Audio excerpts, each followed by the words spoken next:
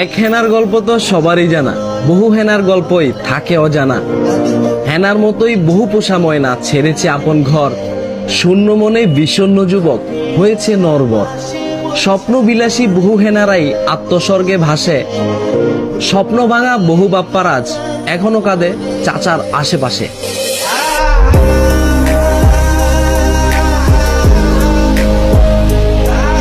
বাহ TikTok team বাহ, 4টা না 5টা না 6টা না, একটা মাত্র শখের আইডি।